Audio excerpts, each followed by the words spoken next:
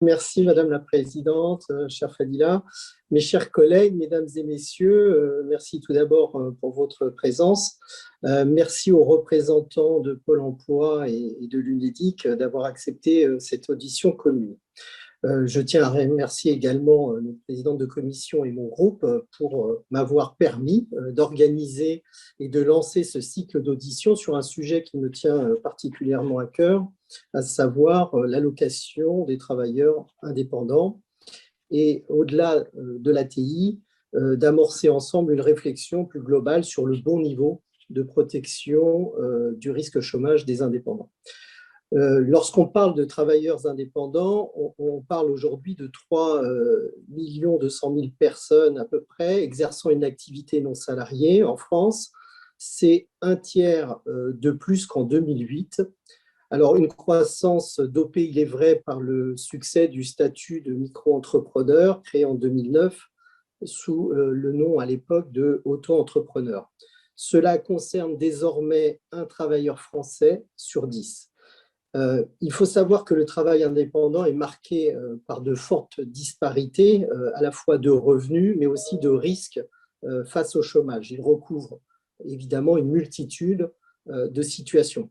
Si, par exemple, le revenu moyen pour un non-salarié classique est de 3 500 € par mois, ce revenu moyen tombe à 470 € pour un micro-entrepreneur, dont seulement 29% sont pluriactifs.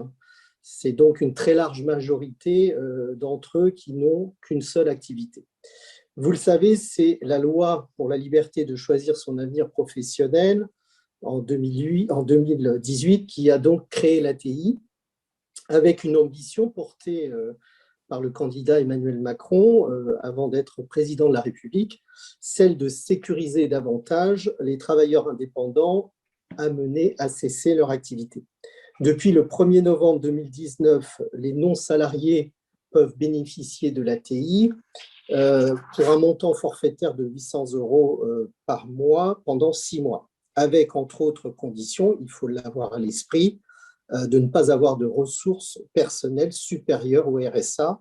C'est donc loin d'être une aubaine pour des chefs d'entreprise mal intentionnés. L'ATI est d'autant plus nécessaire que de nombreux indépendants exercent dans des secteurs qui ont été durement impactés par la crise que nous traversons.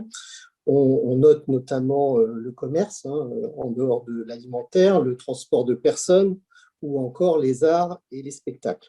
Ce sont donc de nombreux entrepreneurs qui peuvent demain ou dans les prochains mois se retrouver sans activité ni ressources. Alors, après plus d'1 an de sa mise en œuvre, on constate que le bilan de l'ATI est, disons-le, étonnamment maigre. En effet, seulement 800 demandes à fin 2020 avaient abouti à une indemnisation, alors que près de 30 000 allocataires étaient attendus selon l'étude d'impact annexée au projet de loi.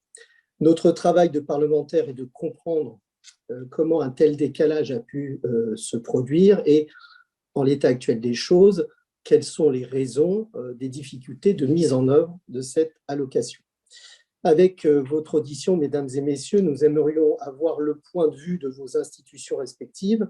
Nous vous avons adressé pour cela un questionnaire qui résume nos interrogations à propos de l'ATI sur 3 périodes. D'abord, un retour sur la phase en amont de sa mise en œuvre, le bilan actuel, sans doute réactualisé avec vos chiffres de l'ATI, et enfin, les perspectives d'amélioration et de réflexion sur le dispositif. Votre éclairage va nourrir notre réflexion sur la protection des indépendants face au chômage et pourrait également nous amener vers d'autres travaux parlementaires. Voici donc les principaux points sur lesquels mes collègues et moi-même aimerions vous entendre. Et donc, je redonne la parole à Madame la Présidente pour poursuivre ces auditions. Je vous remercie.